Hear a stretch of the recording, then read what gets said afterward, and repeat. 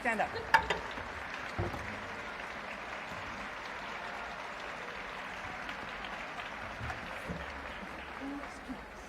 Play it twice.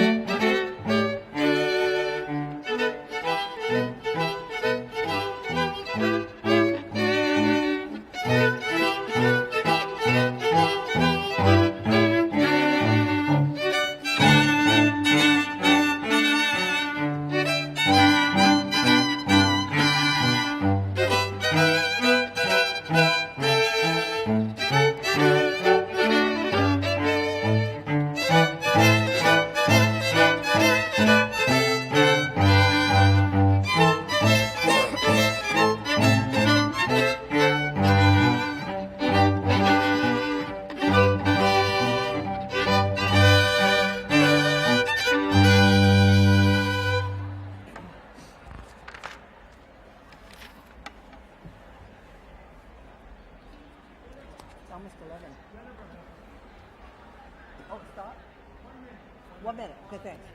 Play it through with no stops. No breaks.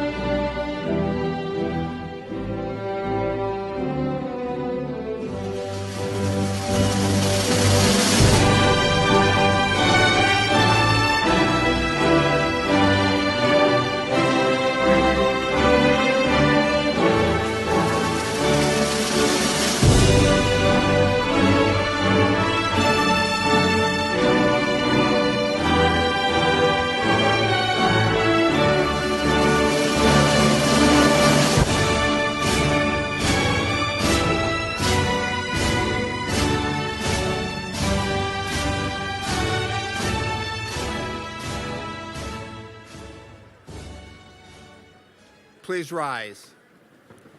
Will Regina Williams come forward? Ms. Williams will lead us singing the national anthem, after which we ask that you please remain standing for the invocation.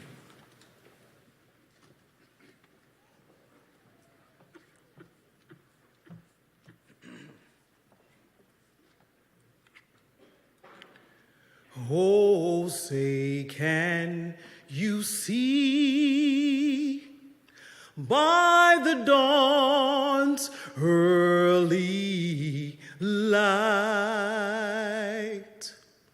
what so proudly we hailed by the twilight's last gleaming, whose broad stripes and bright stars through the perilous fight,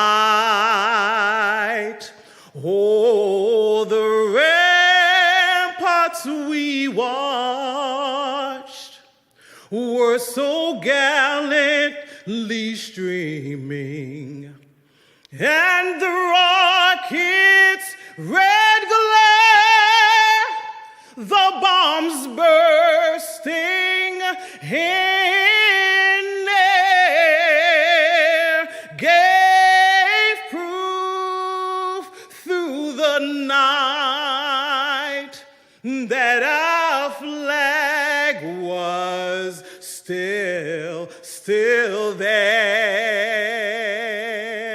Oh, say does that star-spangled banner yet wave?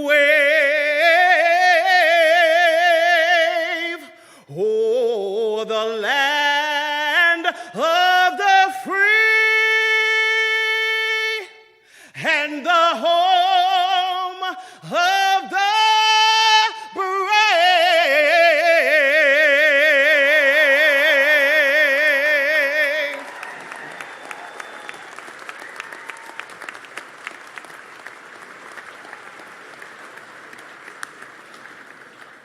Thank you so much. The invocation will be offered by Rabbi Joseph Potosnik, class of 1986, and Executive Vice President of the New York Board of Rabbis.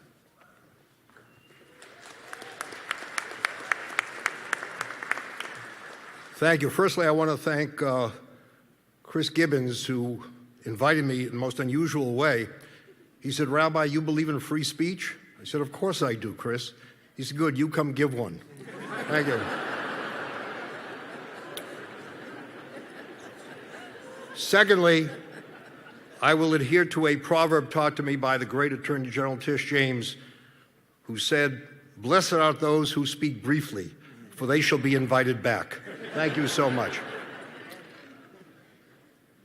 There is an old tradition that tells us that titles come after a person's name. Catholics speak of Timothy Cardinal Dolan, title coming after his name. Jews speak of Moshe Rabbeinu, Moses our teacher, title after his name.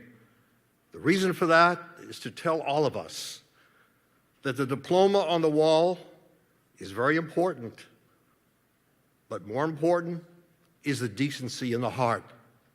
When I graduated Brooklyn Law School, my mother reminded me, Menschlichkeit is mehr von alles. Decency matters most. Character comes before credentials. And thus, after your names will come the words Juris Doctor.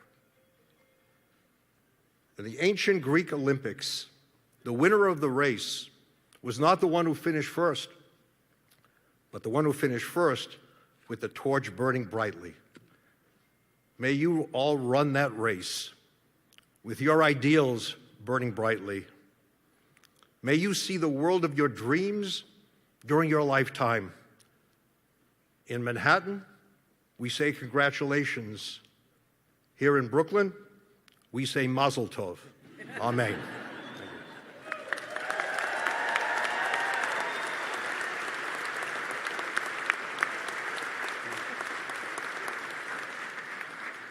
Please be seated. Welcome to the class of 2023.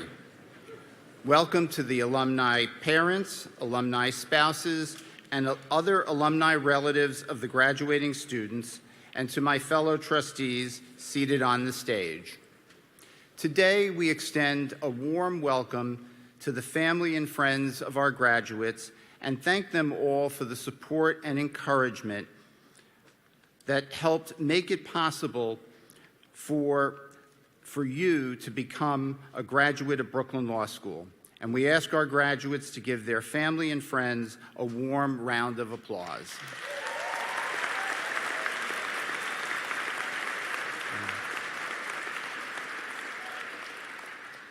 I am pleased to begin the program by calling on Haley Bork, valedictorian of the class of 2023.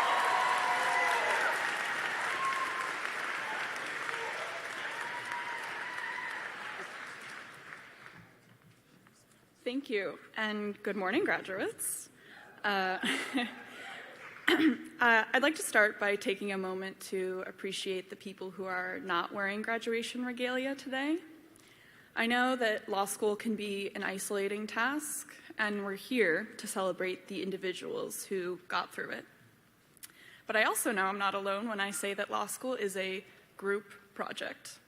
When I look out at all the graduates, I can't help but think of the people behind them who've supported them for the past few years.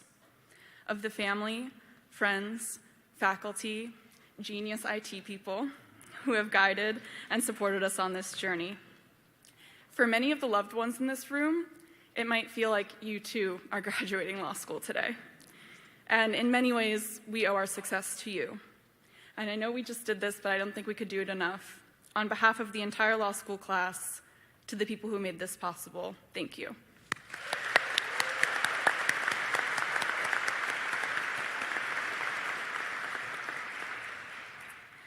In considering what to say to you all today, I found myself reflecting on all that's happened in the past few years. I think at this point, many of us have developed an allergy to the word unprecedented, and I promise not to say it again, but there really is no better way to describe it. I probably don't need to remind you of this, but many of us started law school completely virtually. Each of our lives turned into a daily cycle of making the 5-foot shuffle from our desks to our beds, learning totally foreign materials through our computers, and trying to make some sort of connection despite the distance. We were in law school during the height of a historic presidential campaign, and we started our spring 2021 semester wondering what the implications might be for someone who encourages thousands of their followers to storm the US Capitol. But it wasn't all interesting hypotheticals. If you're a person with the capacity to become pregnant, you are graduating law school today with fewer constitutional rights than when you started. Since law school began, police have killed thousands of Black and brown Americans.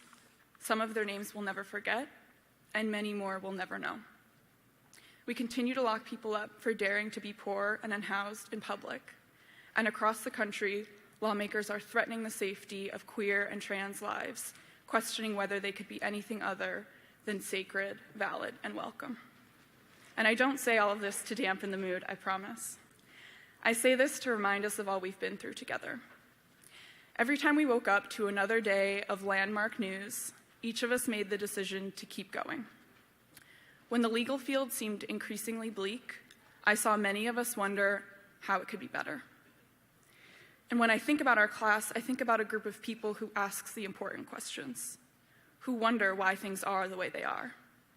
I think about people who supported families and even brought new life into the world, of people who have faced all the obstacles imaginable to get to this moment, of people who weren't just in law school to get through it, but who came to Brooklyn Law School and made it a better place. Now, I don't expect us to solve everything that's wrong with the world, but if you'll allow me, there is one thing I do expect of us. No matter where you go on to work, and even if you don't know where that is yet, no pressure, each of us is leaving today with an immense amount of privilege.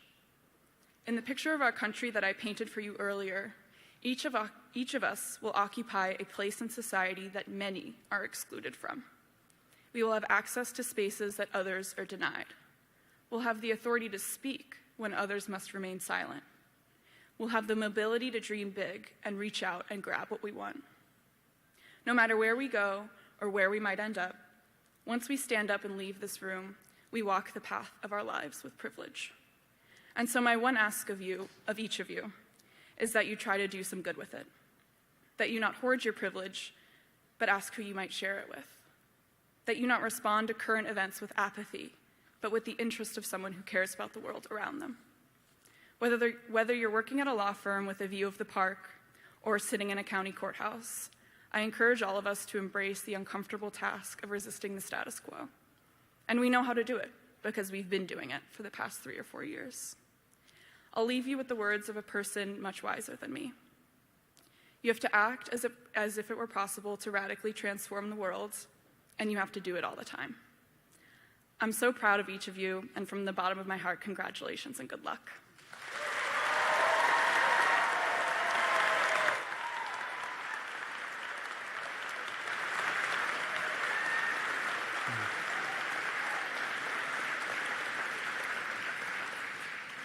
Thank you very much. Those were really great words. Now I'm going to ask Matthew Fulton, who was elected by the graduates to speak on their behalf, to come forward to address the class.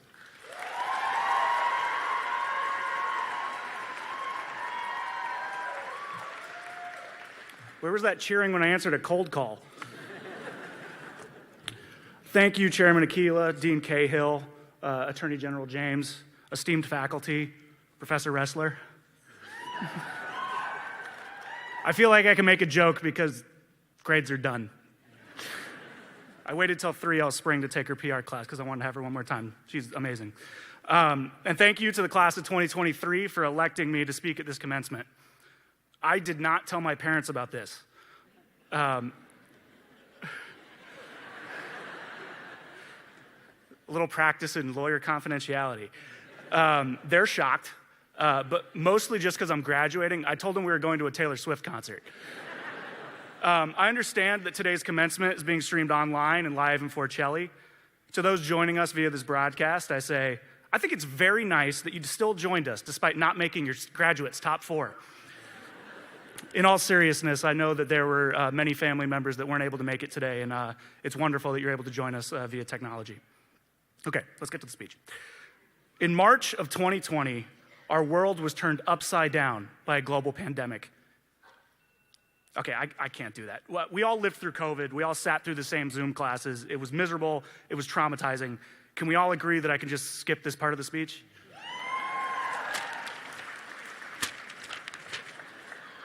Zoom, bathroom, cold calls. Okay.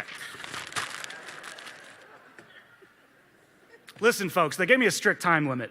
I guess you could say there's a rule against perpetuities. Listen, you guys voted for this. In nearly every class I took, I sat in the back row. Was it because I didn't want the professor to call on me? Maybe. Despite my reasons for it, I had an interesting vantage point back there. I'd like to use my time today to briefly describe to you what I saw from the back of the classroom. As 2Ls, I watched most of you step onto campus for the very first time.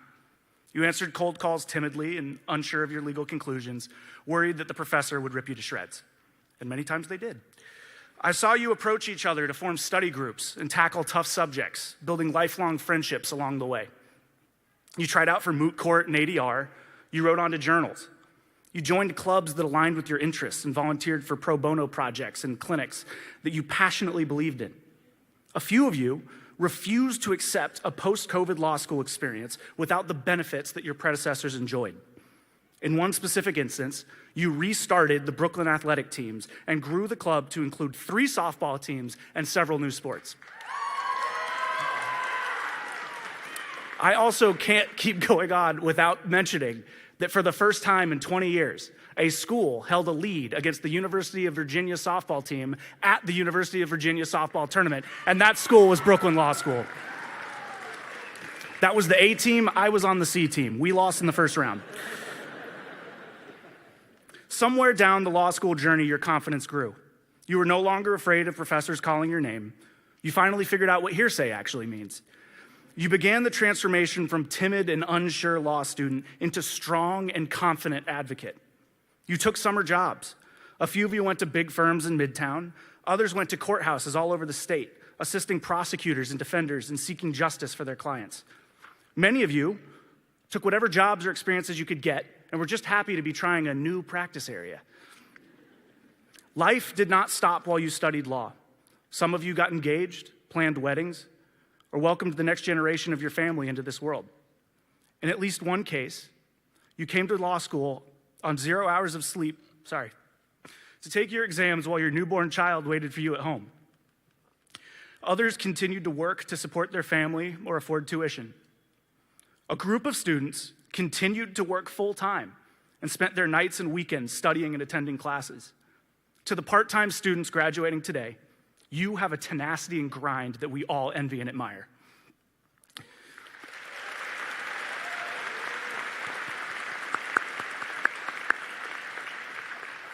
Some students use their time away from the books to care for sick family members. Over the 3 years spent here, some had to mourn loved ones and even fellow classmates. Despite these challenges, you prevailed. You continued your studies, you pursued growth, and are stronger for having been through the trials. From my seat in the back, I watched this transformation happen. You became the counselors and advocates you always wished to be. I know it happened because I saw you advocate. When the school was going to switch custodial service providers to a non-union company, you organized and stood in solidarity with our staff.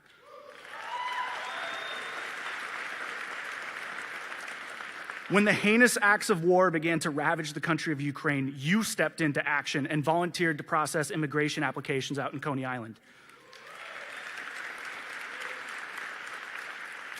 Some of you sitting down there may be thinking, well, that isn't me. I don't feel ready to be a lawyer. Well, you're probably right. Law school doesn't really prepare you to practice. But what you are ready for is to hit the workforce, gain experience, and finally fulfill those dreams of seeking justice, advocating for others, and counseling those in need. So go out there and do it. But before you do, take a second to enjoy this moment. For many of you, today is the fulfillment of a lifelong dream. You may have known since you were a child you wanted to be a lawyer.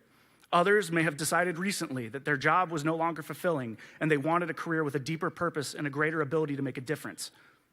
Others decided to come to law school simply because they wanted a beach house.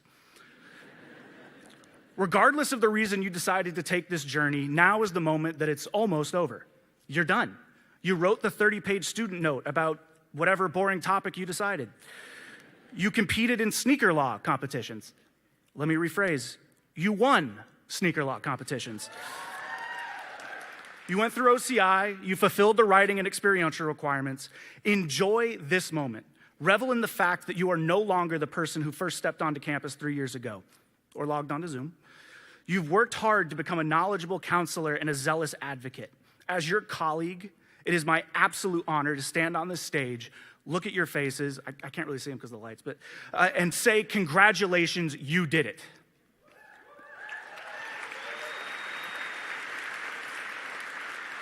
I would like to leave you with one last thing.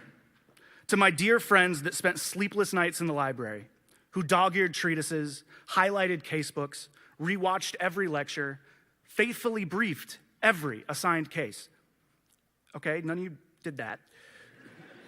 I didn't do any of those things, and my GPA reflects it. To my friends who stressed and stressed and stressed about exams and grades to no end, I have one last thing to say. The bar exam is in 10 weeks. Thank you.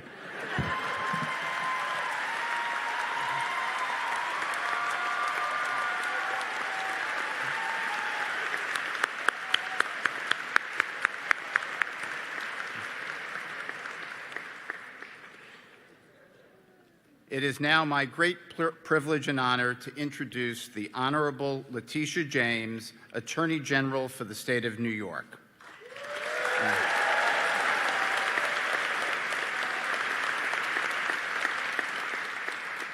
More fondly known as Tish by her fellow New Yorkers.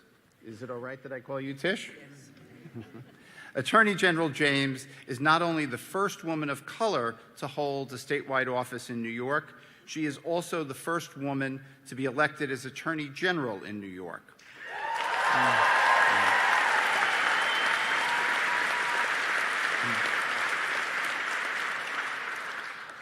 She is a lifelong public servant who has broken barriers and dedicated her career to protecting New Yorkers. First as a public defender with the Legal Aid Society, then as the head of the Brooklyn Regional Office for the New York State Attorney General's Office. Subsequently, she was elected to represent this very district here in Brooklyn in the New York City Council, a role that she held for 10 years, during which time she was a champion for New Yorkers' rights to safe housing. Following that, she was elected as public advocate for the city of New York, becoming the first woman of color to hold a citywide office.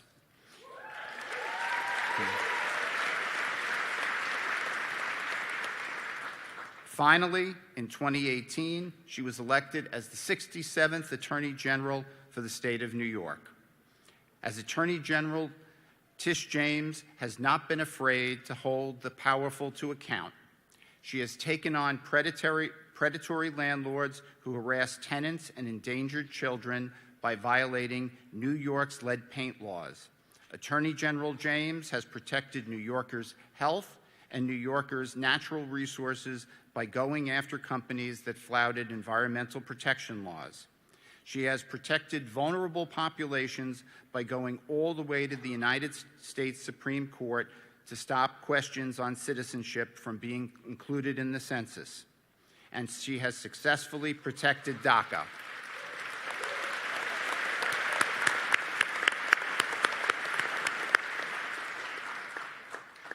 These are just a few of Tish's accomplishments, a list that is as impressive as it is long.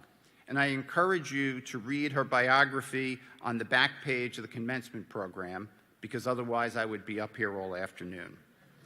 Tish is a proud Brooklynite, so we've had the opportunity to welcome her on numerous occasions, but none more important than welcoming her here today to receive Brooklyn Law School's highest degree and address the class of 2023. So please give a warm Brooklyn Law School welcome as Attorney General Letitia James and Dean Cahill join me here at the podium.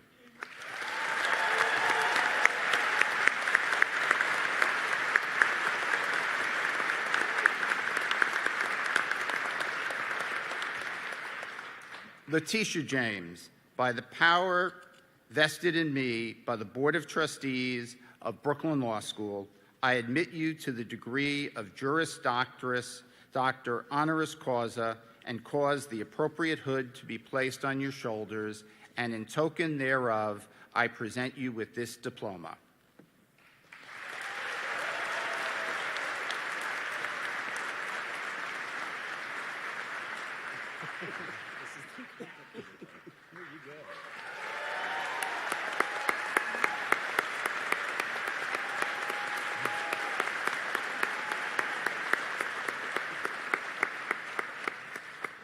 We will now hear from our amazing Attorney General, Letitia James. Thank you so much. This is uncomfortable. Good morning, and thank you for that introduction, and thank all of you for all that you have done for Brooklyn Law School. And thank you, Frank, as the chair of the Board of Trustees. It is an honor to be with all of you this morning to celebrate the Brooklyn Law School class of 2023. Let me start by acknowledging your incredible Dean and President, Michael Cahill. Thank you to the entirety of the Board of Trustees. I also would like to acknowledge my rabbi and friend, your fellow Brooklyn Law School alum, Rabbi Joseph Potasnik, for the invocation and for the jokes. I will also want to recognize everyone who has contributed to making this day possible for all of the graduates, from the professors who helped mold young minds, to the parents who sacrificed time and who paid the tuition for you to be here, to the family members, the aunties, the uncles, the sisters and brothers, the friends and loved ones who traveled from near and far to celebrate this momentous occasion. Today could not have happened without you. And of course, to the graduates. It is an honor and a privilege to be selected to share some thoughts with the class of the smart, ambitious young individuals. Today is a huge achievement, one that you will remember for the rest of your lives. Now, I'll be honest, you may not remember my speech, and that's okay, but you will remember this day. You will, because it represents a culmination of hard work and moments of self-doubt. And there were days and nights where you wanted to quit, days when you thought that you couldn't afford it or couldn't balance the time with your other commitments. And I'm sure many of you never expected to see this day, but you're here. This is your moment. And despite all of the odds, despite those days when you didn't know if you would make it, you were here. So remember, that was yesterday, my friends, and today is the only day that matters. You dreamt about today. You sacrificed for today. You worked hard today. You worked your tail off for today. And you may have even prayed for today. And it's finally here. So congratulations.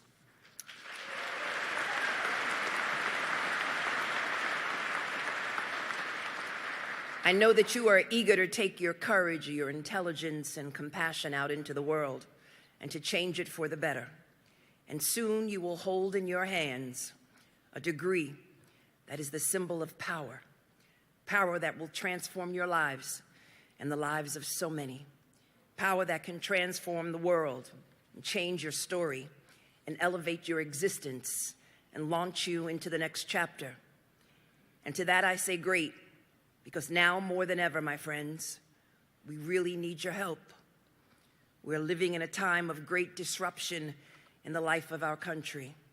It is a time that has brought grief and financial difficulty to so many, political polarization, mistrust, and fear, a time of challenges that you could have never expected as you started your professional lives.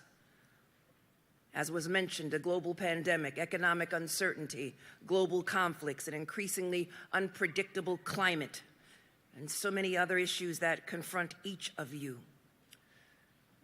But I'm not here to depress you. I'm here to enlist you in our nation's great struggle for freedom and progress and unity. You see, my friends, we find our nation at war with itself. We are more divided now than we've been since the Civil War. And so we need all of you. And I need you, quite frankly, to turn this country around. And we need your energy, your passion, and your sense of purpose. We need bold leaders with iron constitutions and impeccable training, and the drive to get us back on the right track and to bring us together as one. Because, as was mentioned, the pillars of our democracy, my friends, are under attack. Our most basic rights, those that we fought for decades ago, are being overturned. It is often felt as though we have lost sight of the civility and collaboration that are essential to a strong and functioning society. Instead, it sometimes feels like we're being hijacked by partisan politics, no longer guided by the common good. It is a reality that has had a cataclysmic impact on the integrity and perception of our legal and judicial system. We are witnessing a dangerous fraying of our democracy and an alarming critique of the one institution that is always supposed to rise above politics, our judiciary. The guardians of our nation are those who have the expertise in the law, as our entire democratic experience is based on the rule of law and the blind administration of it. The law is an incredible power, and those of us who have been trained how to wield it, and that includes each and every one of you graduates, you have awesome responsibilities. You see, the law can be used, as we have all learned from history and seen with our own eyes, to justify horrible things. However, in the hands of wise people, the law can be used to protect and expand the rights for everyone. The law can be a great equalizer, and the law can ensure that everyone's voice is heard when it is used to protect individuals and rather than intimidate them. The law can ensure that everyone can be who they truly are when it is used to protect rights rather than strip them away. The law can ensure true justice sweet justice when it is applied evenly and blindly to all, regardless of wealth and influence or power. The law is our shield and our sword, and it is incumbent on each of us trained to use these powerful tools to decide if we will use them to help or harm. If we are to become and to continue as a vibrant, multicultural democracy, we must ensure that the law is used to lift up rather than keep down, and that's where you graduates come in at. With the skills you have developed, you are now entrusted with safeguarding our fundamental values and rights. You see, millions of New Yorkers and Americans are counting on you, even if they don't truly realize it. You spent the past few years in an incredible institution of higher learning, a laboratory of ideas and thoughts about how this country was shaped and to help dictate its future. But at the same time, we're witnessing attempts to rewrite history and to ban books, actions that are antithetical to the free exchange of ideas and the First Amendment that you spent so much time studying.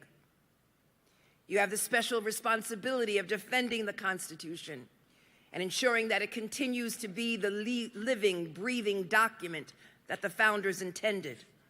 And that means you cannot sit idly by and witness its subversion and destruction. You cannot allow for the guaranteed natural rights of some to be denied in the name of the Constitution. You must allow it to grow and evolve as our society does. As law graduates, you must search for facts and not fall victim to misinformation or get distracted by cultural wars or efforts to divide us as a nation. Because the threats we cherish are under attack. When the right to vote, the most sacred way for citizens to engage with our democracy, is under assault, you cannot be silent. When the law is used to suppress voting and put up arbitrary impediments to this foundational right, then we have a duty, all of us, to step up and take action.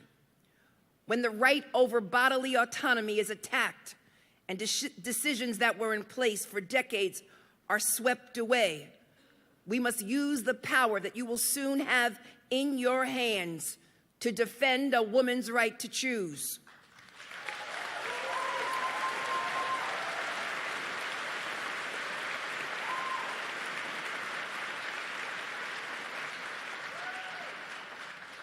When the law is used to deny privacy and all of the rights and privileges as American citizens, all of you must stand up to adjudicate wrongdoing. When the right to enforce common sense gun safety legislation is denied by judges with a preset agenda, then we must challenge it. When you can no longer go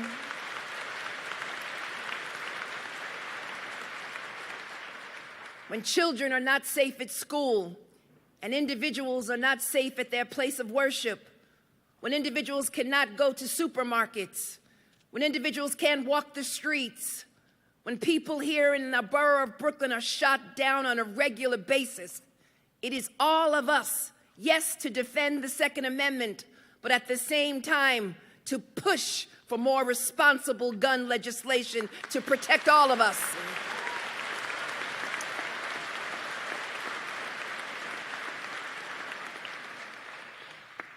And when the law is used to deny states and citizens the basic right to protect themselves from gun violence and dangerous weapons, we have a duty to step up and take action.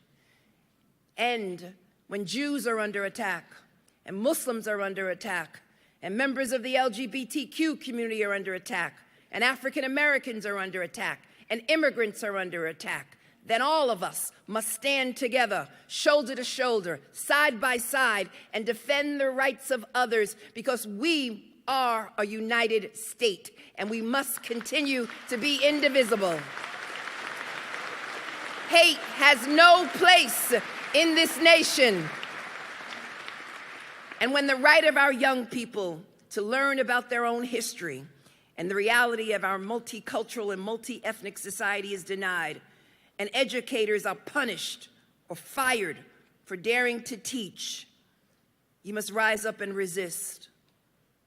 And when the law is used to concentrate power and influence in the hands of a few, we have a duty to dismantle monopolies. And when any marginalized group is targeted by the law due to bigotry and fear and ignorance and bias, we have a duty to rise up, to resist and fight back. And that is now your calling. Whether you go to a law firm or whether or not you are a member of the Legal Aid Society, you're all connected. We must all fight together. We must all make sure that we live in a civilized society and that we respect the rights of others. Every law school class has faced challenges, but you not only succeeded, you did so while facing a global pandemic. Each of you has the skills and the training and the drive to go and do amazing things thanks to the education and experience you have received at this wonderful law school. So be bold enough, my friends, to use your voice to drown out the surge of divisive rhetoric.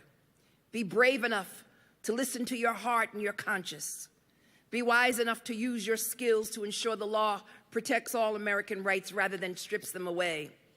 I know that these are not easy charges to follow, but there are people who are depending on you, people who have never met you, people you have never met, and people who will never meet you, but whose lives you will change in the most impactful way, because you will show them compassion and empathy and care and have the courage to fight for them. And today I have the incredible privilege to look out into a whole new generation of individuals trained in the law, a new group of compassionate and energized individuals to step up and to move our state and nation further on the path to justice and equality. You see, I love being around young people because every movement that I've known has been started by young people. From individuals who stood in the way of the tanks in Tiananmen Square, women who fought for the right to vote, for young people in the Civil Rights War, for individuals who, again, registered people in the South. It was always young people. It's up to all of you who are graduating today, to make a difference in this society and a difference in this world. So, my friends, congratulations to the class of the Brooklyn Law School class of 2023. You made it, and now the challenge is up to you to prove that you are committed to justice. Go out there, save our country, and save the world. Bless you.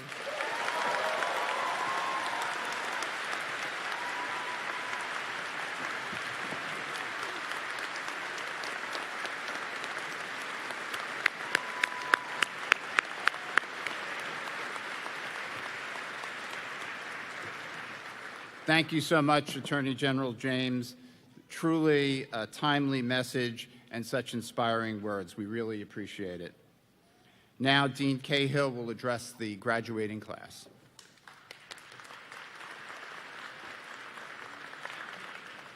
A.G. James just said it. You made it. If ever any group of graduates deserved hearty congratulations, it would certainly be this class. As all of the previous speakers have noted, your legal education has been overshadowed from the beginning by a global pandemic that made your first year almost entirely remote, or, if you're a part-time student, interrupted your first year halfway through the spring semester.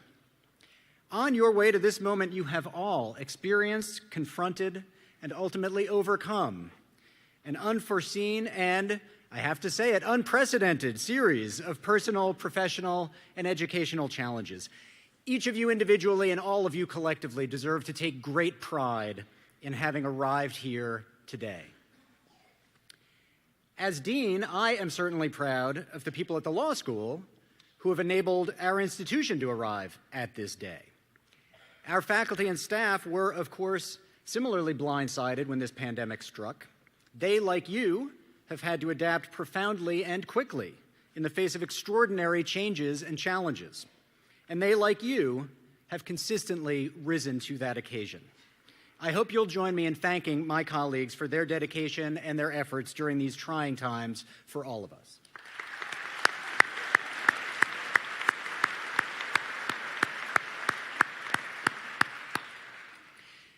And while I have the floor and the opportunity, I'd like to recognize in particular my colleagues who are retiring from the faculty this year after serving our law school for a number of years, and note my own gratitude to them. First, Professor Larry Solon, who was a scholarly mentor of mine from the moment I joined this faculty some 20 years ago, and also an administrative mentor, having preceded me as Dean of Academic Affairs when I took that position way back in 2010. As his successor in that role, I benefited greatly not only from his wisdom and advice, but from the many systemic and significant changes he had made to improve our operations. He served this school with distinction and with dignity in numerous roles, and although he can't be with us today in person, I hope you'll join me in recognizing and thanking him.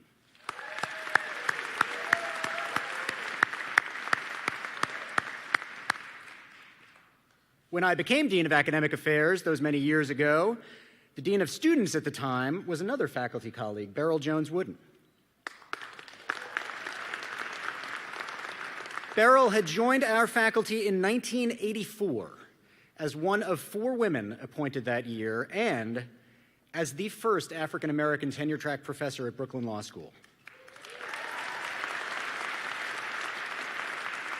So her presence on our faculty had a profound impact from the beginning. But as a fellow resident of what we call the Dean Suite, I was able to see the impact Beryl had on our students and her dedication to promoting their interests and their success. She was a great help to me as I tried to figure out what I was doing, but more importantly, she was a fierce advocate for our students, and both then and since has been at the center of the school's efforts to become a more diverse, inclusive, and welcoming community for students, faculty, and staff alike. And the same is true of Professor Winnie Taylor, who joined us from Cornell in 2008 and has been a mainstay of our contracts and commercial law faculty ever since. As they both head into the sunset, or more accurately, into the sun, since they're both going to be spending time in Arizona, please join me in thanking Professors Jones-Wooden and Taylor for their service to Brooklyn Law School.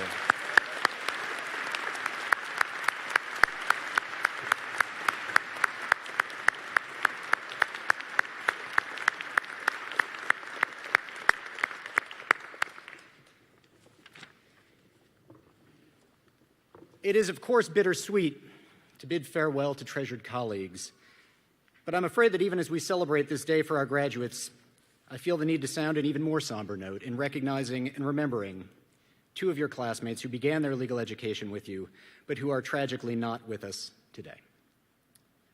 In May 2021, just after completing his first year at BLS, Robert Taranji passed away suddenly, cutting short a legal career already marked by his long service in the clerk's office and as a courtroom deputy in our neighboring federal court for the Eastern District of New York.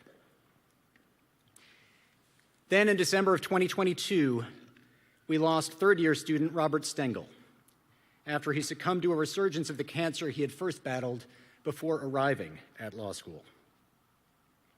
Since I taught Rob Stengel's first-year criminal class, in which, to divulge a confidence, he ultimately received the highest grade, I can personally attest to Rob's intellect, his determination, and his aptitude. I know his classmates who served with him on the Law Review and in the Moot Court Honor Society can attest to his collegiality, his leadership, his work ethic, and his thoughtfulness.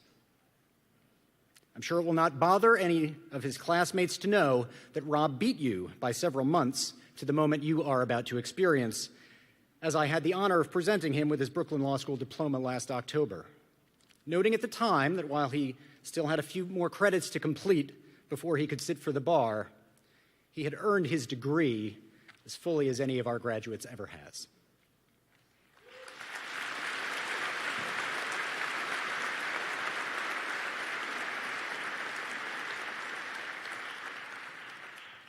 Brooklyn Law School students being what they are, I am very proud but not at all surprised that Rob's classmates have given very generously of their time and their resources to ensure that he will continue to be honored and remembered, and will continue to have an impact on future students just as he did on his peers. I'd like to call on one of those classmates, Priya Das, to say a few more words about Rob and about what she and her classmates are doing in his memory.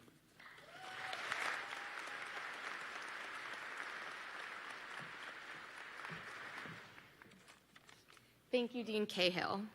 My name is Priya Darshni Das, and I'm a member of the graduating class of 2023. As one of Rob Stengel's close friends and a colleague of his on the Moot Court Honor Society, I want to briefly present the initiatives that the members of our class have organized in Rob's memory. First, a group of Rob's friends spearheaded a Giving Day campaign to raise money for a scholarship for students who excel in civil procedure while also exhibiting qualities of humility and kindness to one's fellow students. To be clear, as Dean Cahill mentioned, Rob was a superstar in pretty much every single class he took. However, he was a particularly exceptional civil procedure student who exhibited a deep understanding of the subject that went beyond the material covered in class. In fact, he wrote his law review note on general jurisdiction as it applies to corporations that are headquartered in different states from where their main businesses are located. That is why when Rob's friends were considering what type of award to create in Rob's honor, we selected civil procedure. To date, more than $10,000 have been raised for this scholarship, and this year's award winner will be selected in June. In the future, we hope to raise $25,000 so that the scholarship will be endowed and exist in perpetuity. If you have any questions about donating, please contact the development office.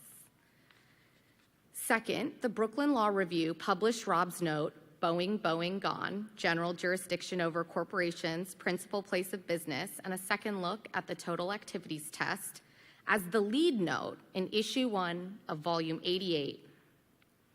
In addition, Issue 2 of Volume 88 was dedicated to Rob.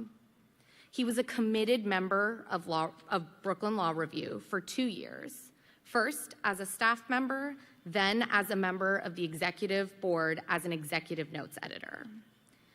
Finally, the Moot Court Honor Society created the Rob Stengel Award, which was bestowed upon Sarah Muka, this year's honoree, at the annual Moot Court dinner. Rob was a member of the appellate division of Moot Court and competed in the National Veterans Law Moot Court competition as a 2L. This year, and in future years, the Rob Stengel Award will be given to a 2L or 3L each year who has demonstrated exemplary advocacy skills, discipline, and great perseverance. Sarah Muka was selected as this year's award recipient because of her advocacy skills and dedication to Moot Court, as evidenced by her performance in the St. John's Civil Rights Mock Trial Competition, her outstanding service as a 3L member, and her incredible coaching of the Queens District Attorney's mock trial team this past semester. Sarah also demonstrated incredible perseverance, continuing to be a great friend, mentor, and confidant to members of Moot Court despite her father's tragic and unexpected passing at the end of this past fall semester. Today, of all days, Rob's absence is deeply felt among his many friends graduating today. We hope that the initiatives described today will keep his memory alive at Brooklyn Law School in perpetuity. Thank you.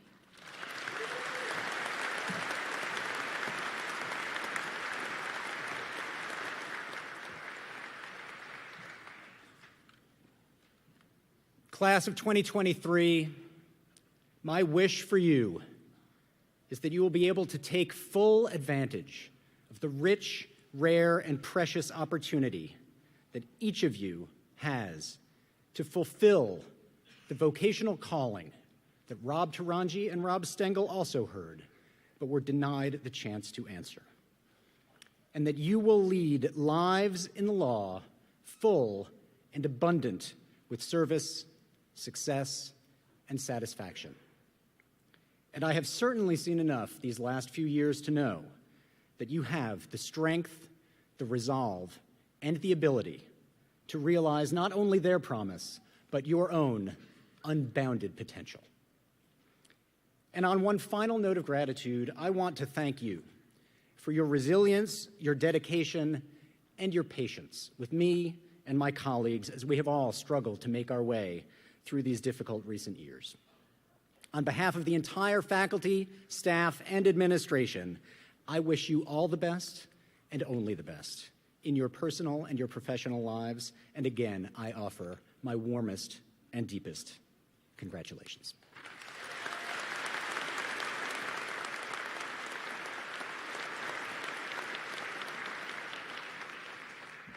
Thank you. I will now ask Diane Pennies Edelman, a member of the class of 1983, celebrating our 40th anniversary, who is the Visiting Director of International Programs. Please join me on the stage to assist with the awarding of the Master of Laws degrees for the class of 2023.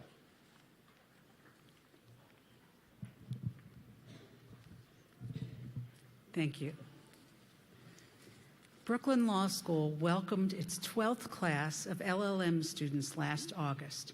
As lawyers trained abroad, they came to Brooklyn Law School to develop a deeper understanding of American law.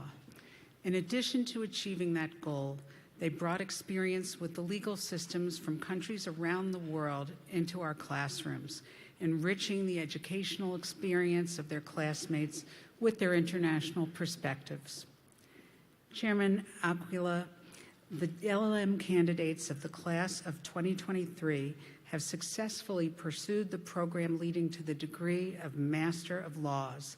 The faculty has found that they meet the standards of excellence and have demonstrated the personal qualities that make them worthy holders of this Brooklyn Law School degree. I would ask these candidates to please rise, but they have risen. By virtue of the authority vested in me, I confer upon each of you the degree of Masters of Law with all the rights and privileges pertaining thereto. Please come to the stage.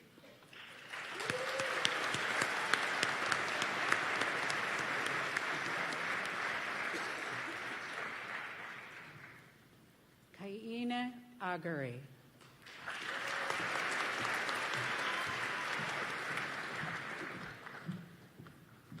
Juliette Bousquet.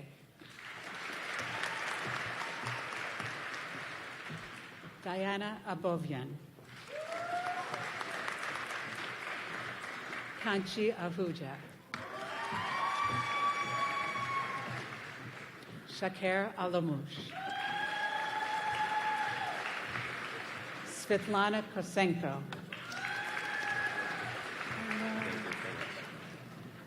Watiq Khalifa. Congratulations. Asa Sente. Esu Sente. Valeria Verduga Velez.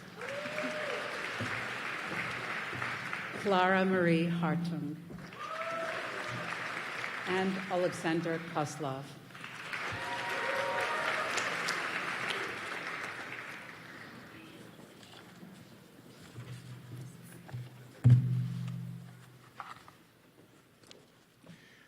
We will now proceed to the awarding of the Juris Doctor's degrees. In the coming weeks, we will announce the Latin honors for the class of 2023 on our website as well as by email. The faculty will also be selecting the recipients of our graduate awards and prizes, and the complete list of awardees, along with the prize and award descriptions, will be posted on our websites, and the recipients will be notified individually.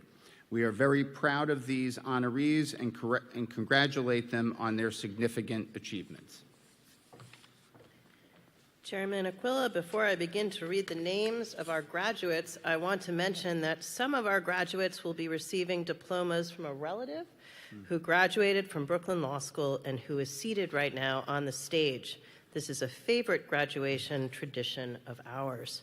Chairman Aquila, the JD candidates of the class of 2023 have successfully pursued the long and arduous program leading to the degree of Juris Doctor.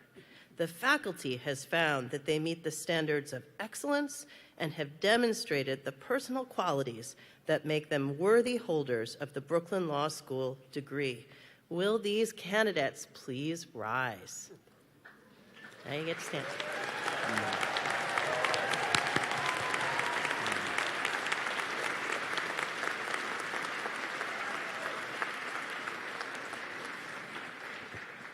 By virtue of the authority vested in me, I confer upon each of you the degree of Juris Doctor with all the rights and privileges pertaining thereto. And now, under the directions of the marshals, I ask that each of the candidates please proceed to the stage.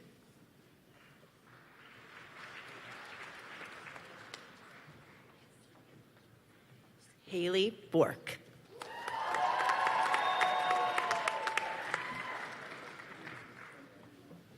Priya Darshini Das. Matthew Fulton. Deborah Tesler. Ryan Dame. Kimberly Rose. Kelly Conway. Leah Elfonte.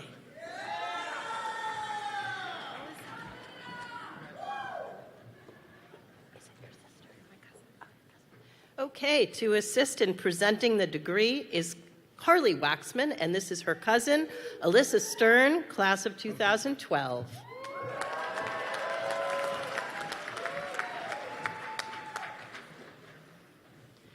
J. Mark Halatter.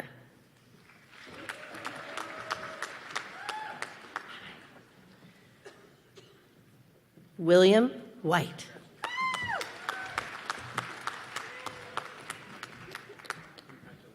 Jenny Chen.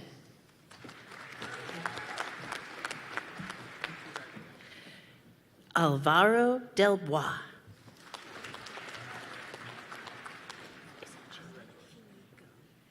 Jinyi Zhang. Jacob J. Cohen. Nicole Vadell.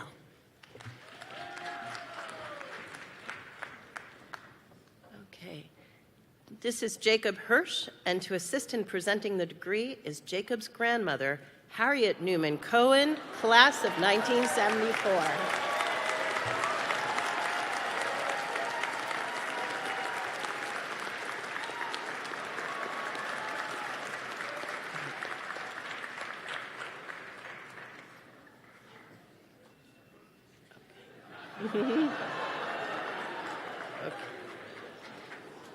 Jason Isaacs.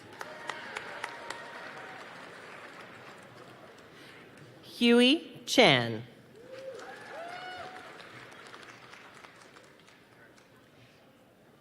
Ainsley Gilman. Matthew Goldberg. Michaela Fuad. Catherine Will.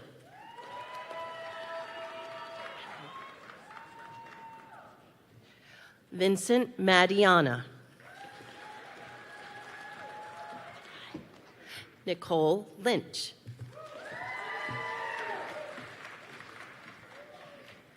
Chloe Fishbein. All right, we have Rachel Schwartz, and to assist in presenting her degree is Rachel's mother, Betsy Rosen, class of 1987.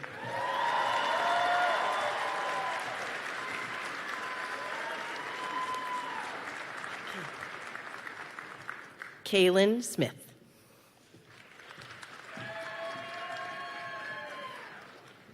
Andrew Robert. Caitlin Williams. Skylar Sands. Jake Sperber.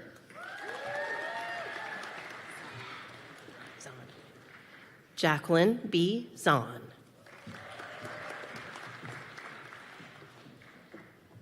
Yi Yan.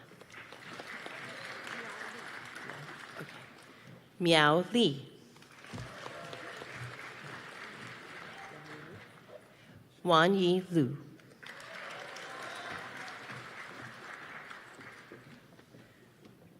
Chelsea Robinson.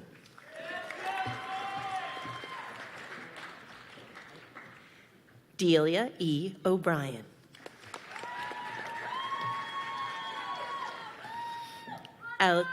Alexandra L. Robertson.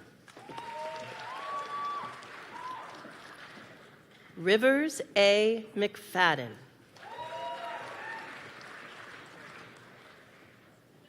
Finbar O. Stewart. Jake E. Mulham. Michael Gregory Brewster. Eli Ross Grabelski.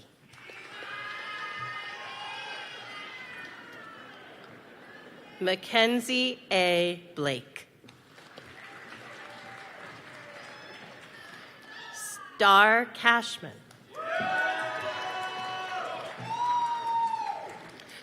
Corey M.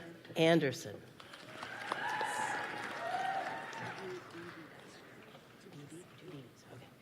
Brittany B.B. Bastian.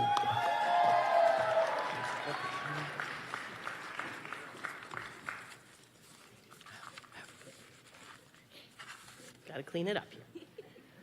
Lacey R. Hanna. Paris C. House Thomas.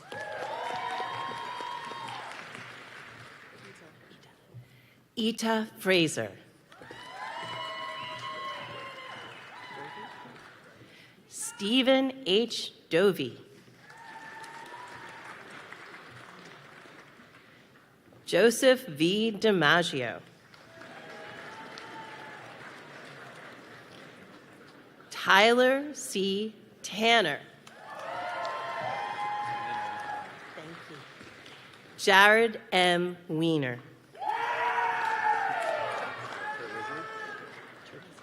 Michael W. Terlizzi.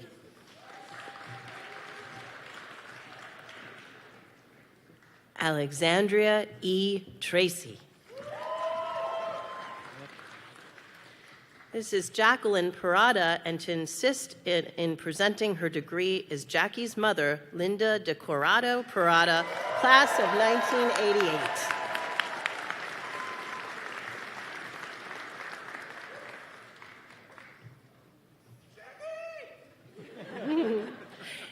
Aiden J. McNamara.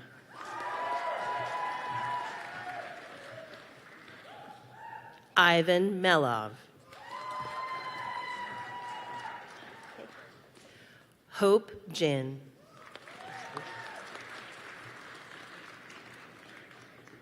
I know. Armand Genomal. Robin Miles Berger.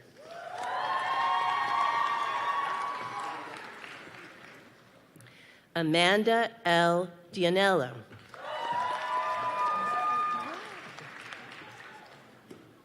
Zachary R. Hirschfeld, joined by Augie.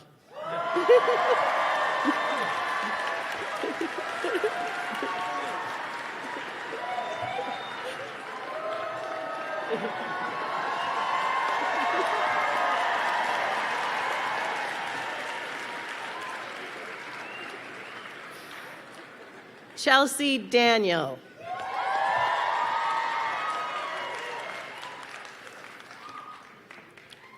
Fiora Ho.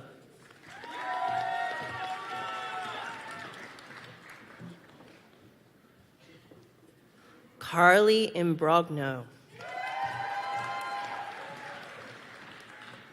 Natasha C. Harris.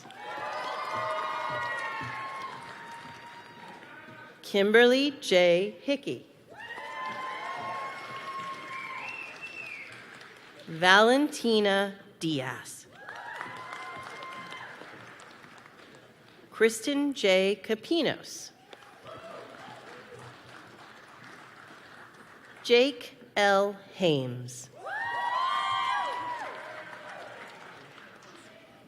And this is Brian Gardner, and to assist in presenting the degree is Brian's mother, Polly Schiavone, class of 1988.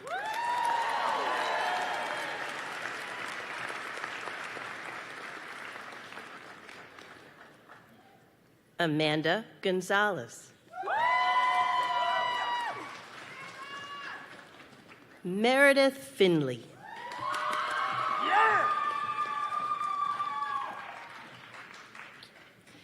Connor M. Apple.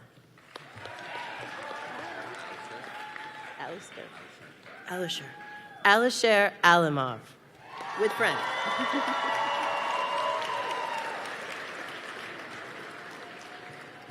Carly Spielberger.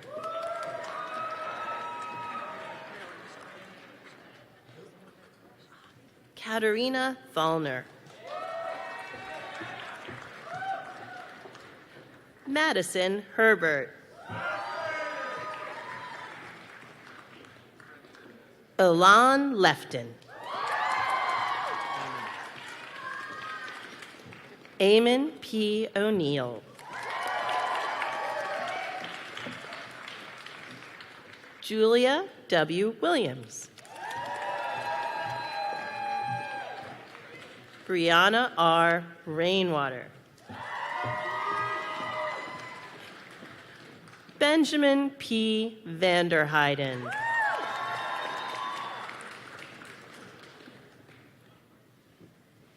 Isabella Lee Pizzi.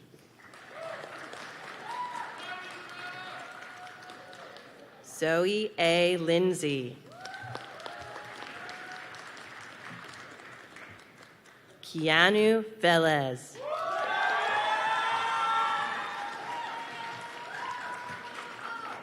Kristen S. Wallace. Sophia D. Alter. Catherine Boyko. This is Catherine Daly, and to assist in presenting the degree is Catherine's mother, Lisa Howlett, class of 1990.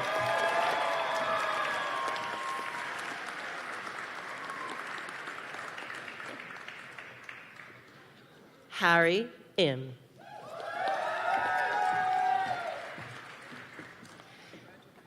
Anthony M. DeMoro.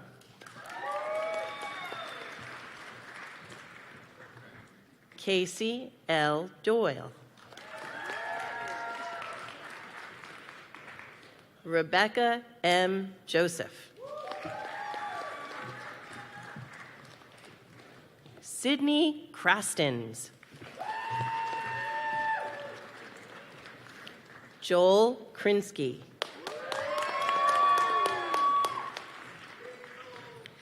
Max Goldstein. Matthew Costello.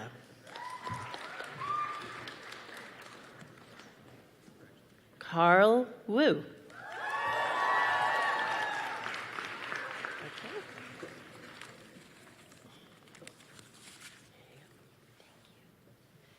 Regina Yu.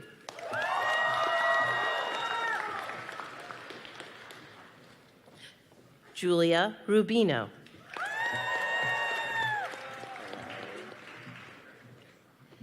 Eliana Sands.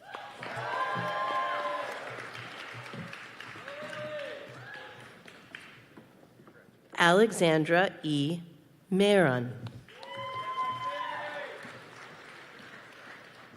Brandon E. Wilson.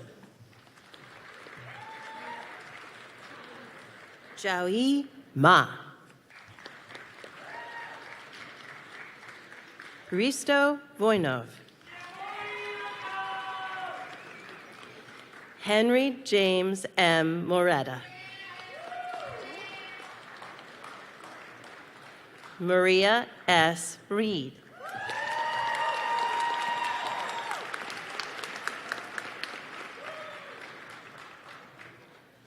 Armandi S. Lebron.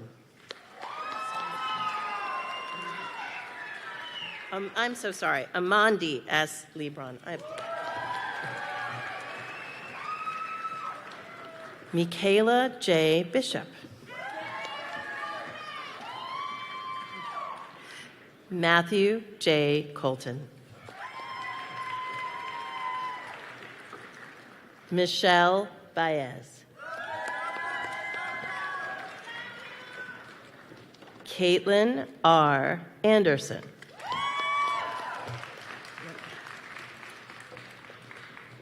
Rachel Conti. Ramsha Ahmad. We're all good. Tara Y. Chen. And now I'm going to pass it off to my fellow Associate Dean, Jocelyn Simonson, who will continue reading students' names. Hi. Nida Javed. Joe Dewey. Angela Anastasi. Talia Balakursky. Erica H. Thompson. Okay. Lara Christina Medina. Cassandra Rose Lugana. Aaron P. Paz. Alejandra E. Pereira. Maceo C. Torres Trujillo. Rachel Ann Nichols. Emily Riley. Jocelyn L. London Rodriguez. Marina K. Lahoen. Francesco G. Mascolo. Lisa Rockline. Joseph J. Powers. Kylie Bay. Jake J. DeMora. Olivia S. Garrison. Hello. Nicolette Kelly. Anna M. Coriani. Jose del Rosario Cardona. Lise A. Dunning. Sophia M. Otoni Wilhelm. Hi. Nicole L. Horn. To assist in presenting the degree is Nicole's mother, Lisa Salvatore, class of 1991.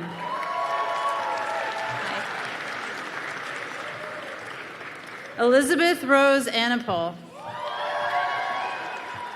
Clara Williams. Benjamin Smith. Serena A. Miranda. Brett L. Wisniewski. Finn D. Mayock. Nina Schroren. Zonger Sun. Maurice H. Name. Pronounced Yash Arthur. Yash R. Tawari. Brandon M. Naiman. Logan A. Zavala. Gracina S. Sequeira. Gracia S. Sequeira. Taylor N. Ramirez. Kayla Noel Brown. Chelsea Catherine Brown. Colin A. Chipatine. Austin L. Fincher. Daniel M. Gavin. Joseph Vincent Cairo. Johanna Dashmin. Francesca S. Casalino. Samuel Calderon.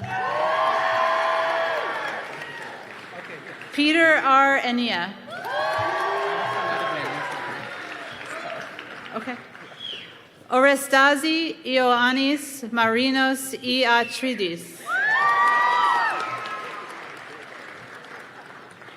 Brittany Marie Serafin. Ellen Yang Piazza. Erin Larkin. Samantha J. Past. Hi. Caitlin M. Pavia. Justine T. Woods. Paige M. Massacre. Anjani P. Shah. Hi. Walker S. Shockley. Hi. Romel C. Montelas. Alexander Furstein Rudder. Assisting in the giving of his degree is his father, Paul Eric Rudder, class of 1968.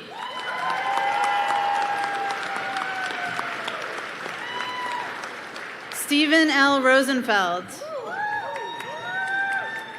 Elisa Yastremski. Andrew Wiener. Nicolette Nerekai. Christian M. Maloney. Talia P. Falco. Kayla N. Kirshen. Shannon R. Long. Nicole Panacea. Skylar Zakin. Zachary L. Alexander. Salman Guzman Avila.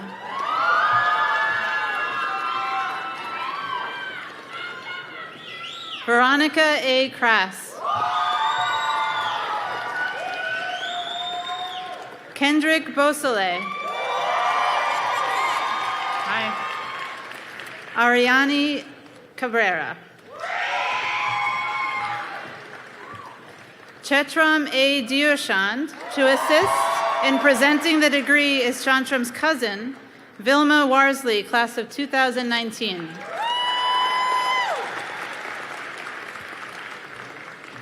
Tyler R. Bloom. Jamie R. Cliff. Solomon I. Elephant. To assist in presenting the degree is Solomon's father, Sheldon Elephant, class of 2002.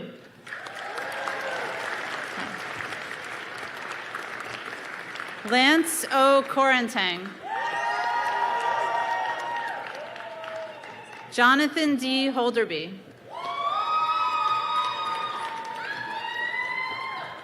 Megan Kelly McCarthy. Judith Rose Renner. Marissa Ann Espinoza. Caroline Grace McKelson. Chelsea M. Calabro. Samuel T. Coffin. Eric R. Raff. Christopher W. Copley. Samantha E. Piper. Lawrence M. Lusher. Jonathan Van Duzen. Justin W. Alvarez Herman.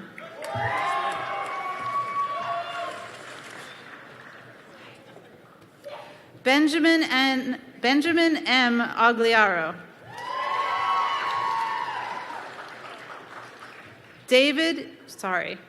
Daniel E. Erber. Rebecca Louise Balmer. Alexandra S. Heiken. Simone Calico. Gregory J. Chang.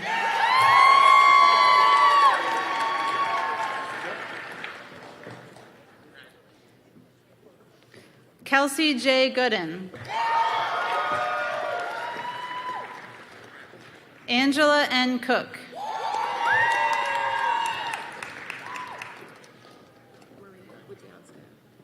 Maria Budianska.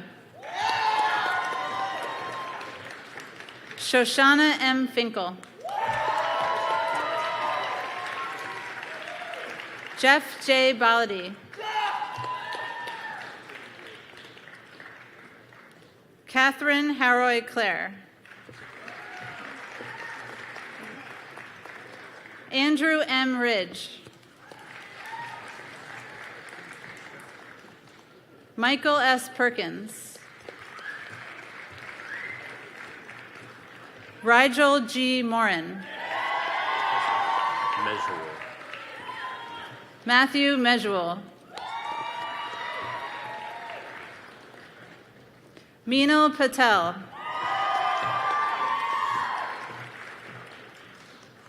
Leilani L. O'Sullivan.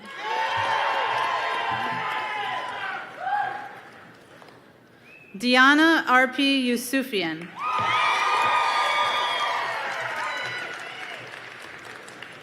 Milena M. Lai.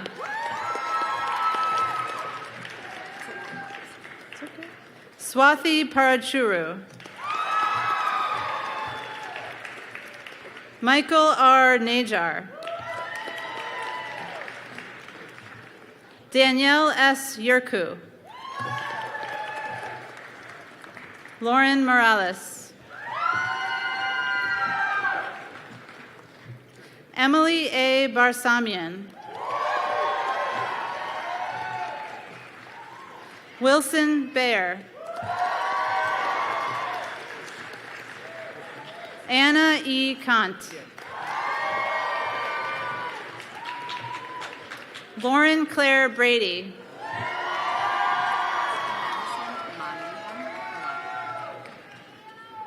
Madison Monahan Ferlati.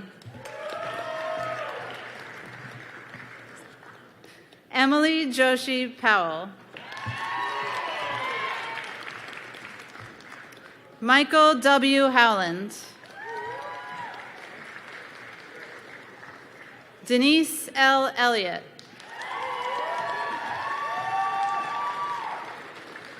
Kathleen Junta. Benjamin T. Joya. Claire L. Branscombe. Shilpa V. Abraham. Joseph J. Palucci. Cariana R. Salvatierra. Juliana M. Lopez.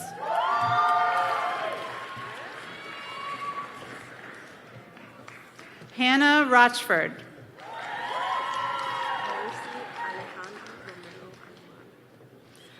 Mercy Alejandra Romero Aleman.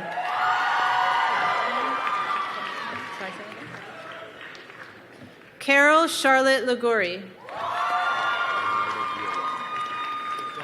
Leonardo Viola.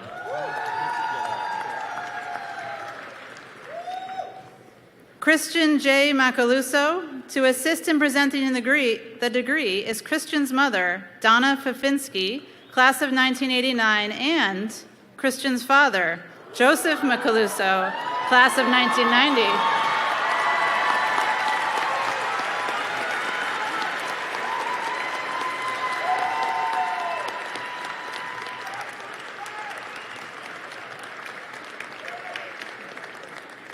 Mia Stefanu.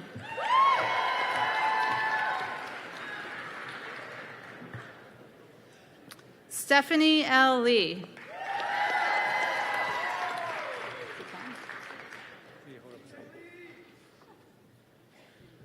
And now to continue announcing the names is Associate Dean Michael Gerber.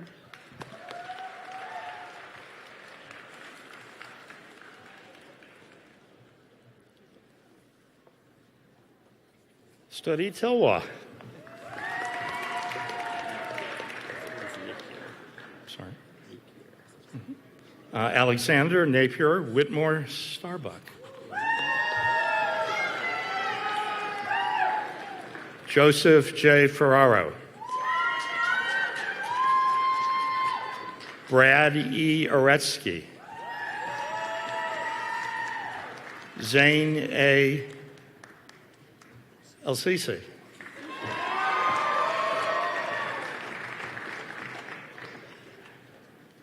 Rachel R. Bossack.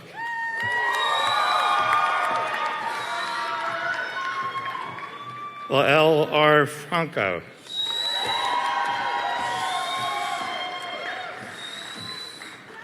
Jillian A. Ingressano. Nicole Feldman.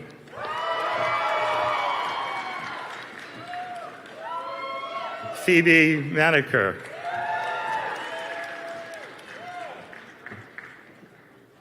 Samantha L. Bolina.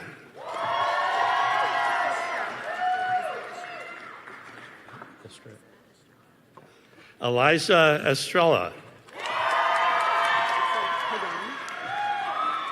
Nicole E. Pagan. Madeline Martinez. Bali F. Smith-Hunter. Elizabeth Blair Lavelle. Alyssa R. Myers.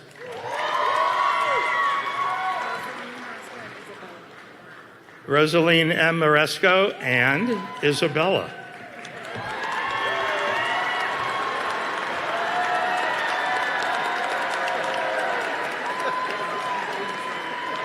Wait a second.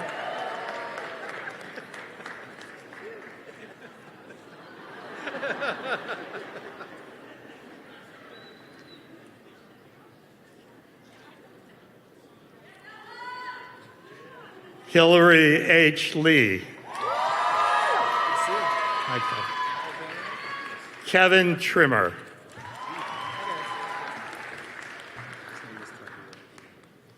Mohammed A. Tahir. I'm sorry. And to assist in presenting his degree is Mohammed's cousin, Tahir Boykins, class of 2016.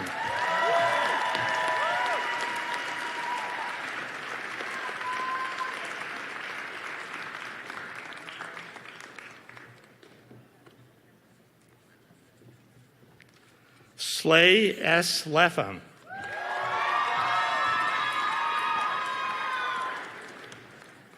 Andrew R. Wilson.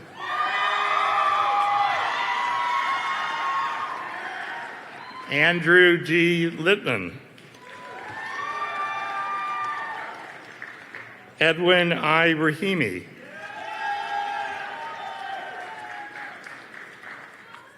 Emma J. Conway.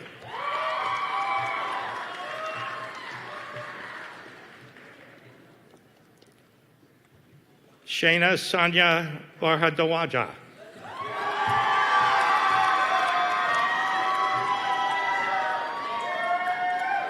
Abby Mackenzie Fink. Yesenia Gonzalez.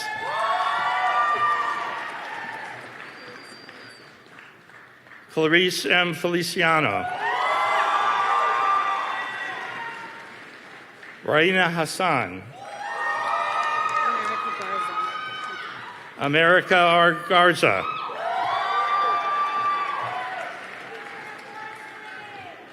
John P. Benitez.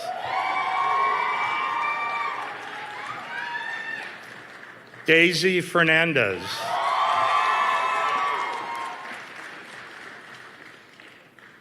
Carrie P. Sternberg.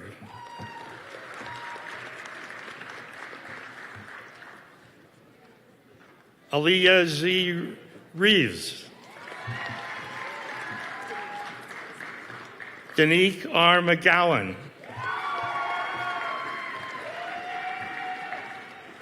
Tamara Valsine. John E. McLaughlin.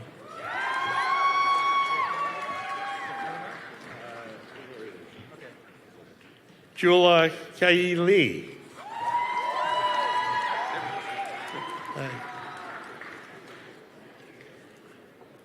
Graham Wapples. Wait, Graham? To assist in presenting his degree is his brother, Lane, class of 2022.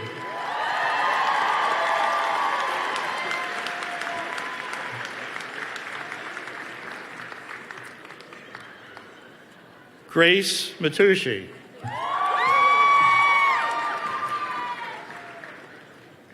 Angela D. Puglisi.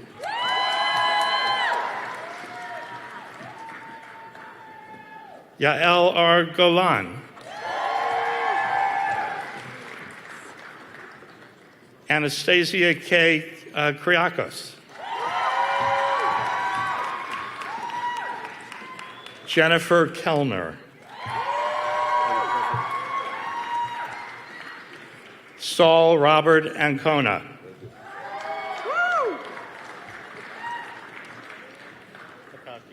Michael D. Hakakian.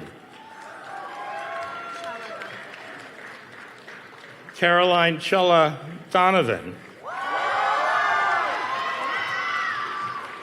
Michelle N. Hari.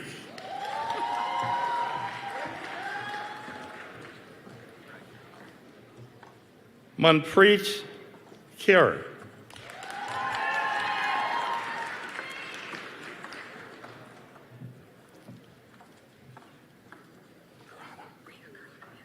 Ria Kurana.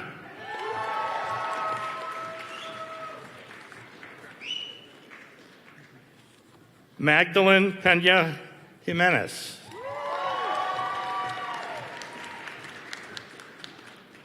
Katanya M. Maganak. Srivasta. Cherry Srivasta.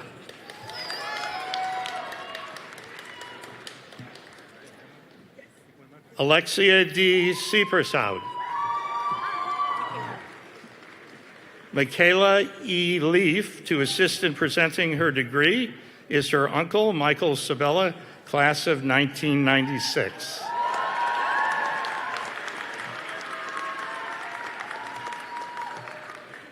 Isabella D. Pisani. Kayla E. Kaplowitz.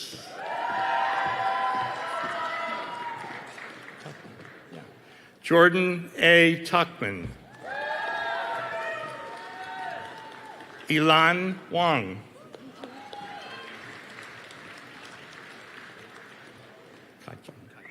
Kai-Cheng Yu.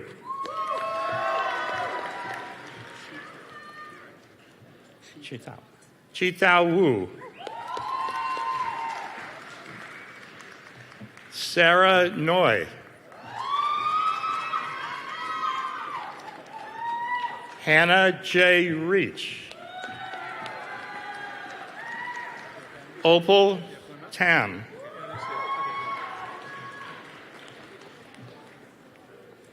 This is Jacob J. Wiener, and to assist in presenting the degree is his mother, Meryl Sanders Wiener, class of 1992, and his grandmother, Phyllis Sanders, class of 1984.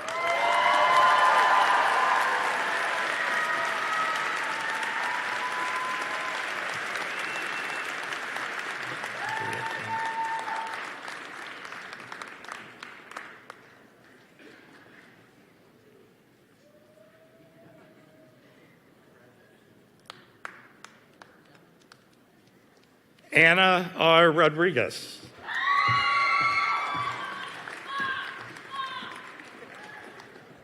Ashley Y. Shin.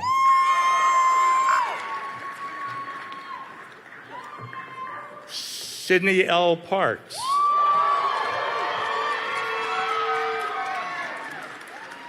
Nisanova. Nina Nisanova. Benjamin J. Malone. Casey T. Mefford. Nicholas G. Leon. Kyle B. Villa.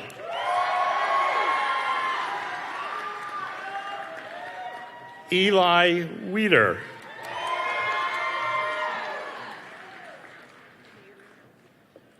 Meru Najia.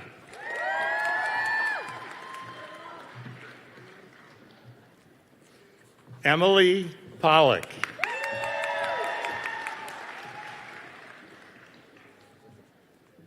Hannah Sosland.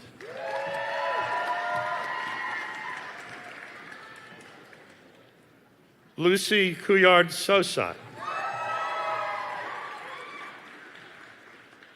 Michaela R. Sapienza. John W. La Rosa. Carissa L. Smith. Cody C. LaPointe.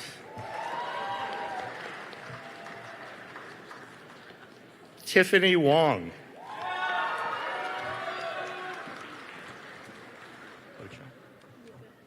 Sarah E. Muka. This is Jeffrey E. Lefkowitz, and to assist in presenting his degree is his brother, Andrew, class of 2022.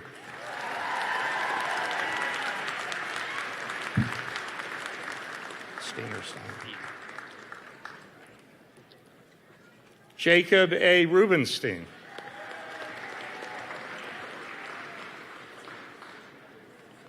Oliver S. Schenberg. Mitchell A. Tauber. Jonathan T. Padilla. Mark D. Rodriguez. Are you the last? Are you the last? Okay. And Parker, Harrison, Yagman, and it is my honor and pleasure to introduce the class of 2023.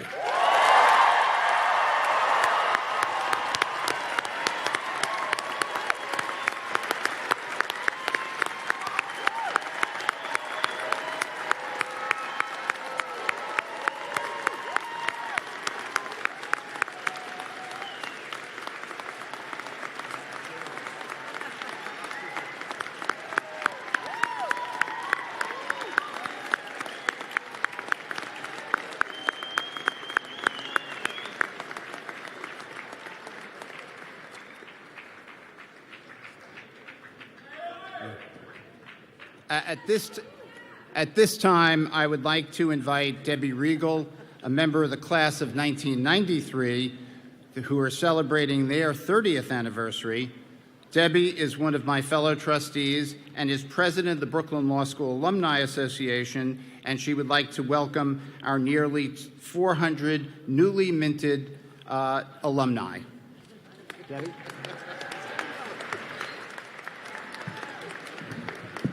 Thank you, Frank, and thank you for outing me. And I'm now gonna out Judge Kelly for how long it's been since we were sitting where you are today. Being incredibly aware that I am probably one of the last things between you and your family and your lunches and whatever you have planned for the afternoon. Indulge me in one quick story, which I think epitomizes what I feel about the Brooklyn Law School alumni community. You are joining a group of alum who are incredibly committed to the community that is this law school, and you go now from being students to being members of that community. Before I went to law school, I was a legislative aide in the New York State Assembly and was contemplating where to go to law school, whether to go to law school, when I get a call from the then Speaker of the Assembly, Saul Weprin, who, as Tish would tell you, was very direct and plain spoken. And the conversation went something like this. Go to the chamber and look how many of us went to Brooklyn Law School, and then you tell me what choice you should make, because that network is what will serve you when you graduate law school. He couldn't have been more right. I benefited from it by having joined a firm founded by 2 Brooklyn Law School alum. I pay it forward. 5 of you will be joining us in the fall. Enjoy your summers. The work's about to begin. But it is truly a community. And although you missed your first year where somebody might have said, look to your right and look to your left, and someone may not be here tomorrow, look to your right and look to your left, because these are the people who are going to be your network.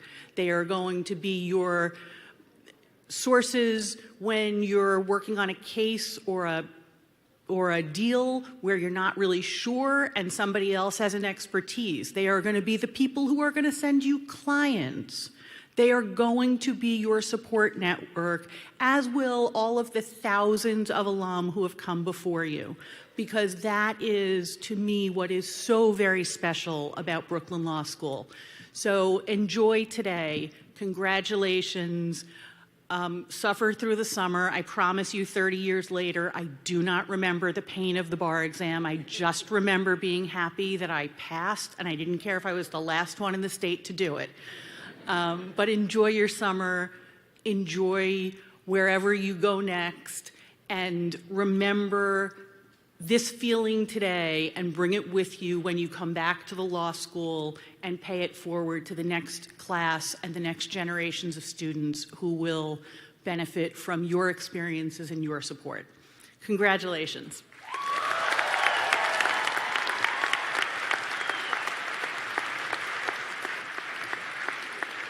Thanks so much, Debbie.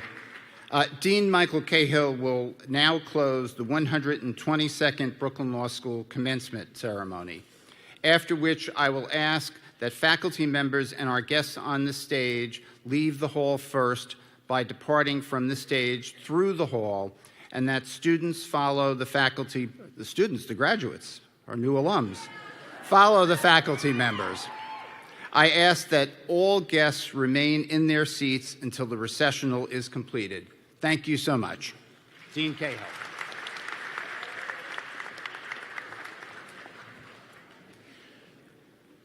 Brooklyn Law School alumni of the class of 2023.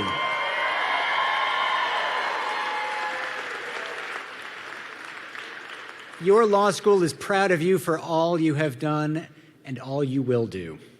As your careers progress, please remain in touch with your alma mater. We look forward to taking vicarious pride in your many successes and achievements. But for today, one more time, congratulations!